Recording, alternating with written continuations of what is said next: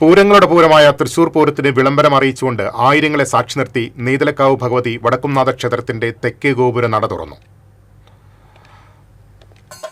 ആരവങ്ങളുടെയും ആർപ്പുവിളികളുടെയും ധന്യമുഹൂർത്തത്തിൽ വൻ ജനാവലിയെ സാക്ഷി നിർത്തി ഗജവീരൻ എറണാകുളം ശിവകുമാറാണ് തെക്കേ ഗോപുര നട തുറന്നത്. ഭക്തിയും പൂരാവേശവും നിറച്ചുകൊണ്ടായിരുന്നു 36 മണിക്കൂർ നീണ്ടുനിൽക്കുന്ന തൃശൂർ പൂരത്തിന്റെ വിളംബരം അറിയിച്ച് നീതലക്കാവ് ഭഗവതി വടക്കുംനാഥ ക്ഷേത്രത്തിന്റെ തെക്കേ ഗോപുര നട തുറന്നത്.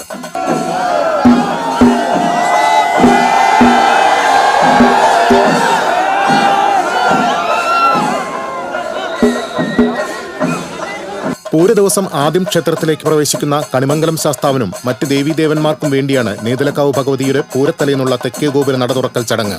വിശേഷാൽ പൂജകൾക്കും ആറാട്ടിനും ശേഷം നടപ്പാണ്ടിയുടെ അകമ്പടിയോടെയാണ് ഗജവീരൻ എറണാകുളം ശിവകുമാറിന്റെ ശിരസിലേറി നീതലക്കാവ് ഭഗവതി പൂരനഗരിയിലെത്തിയത്.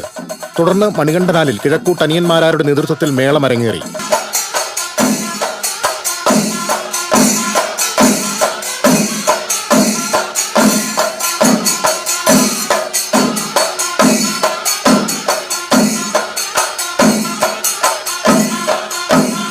നീതലക്കാവ് ഭഗവതി പടിഞ്ഞാറേ ഗോപുര നട വഴി വടക്കുംനാഥിൽ പ്രവേശിച്ച ശേഷം കൊമ്പുപറ്റ്, കുഴൽപ്പറ്റ്, കേളി എന്നിവ കഴിഞ്ഞ് തെക്കേ ഗോപുര നട തള്ളി തുറന്നു. തുടർന്ന് നീതലക്കാവിലമ്മ വീണ്ടും വടക്കുംനാഥന്റെ ശ്രീമൂലസ്ഥാനത്തെത്തി.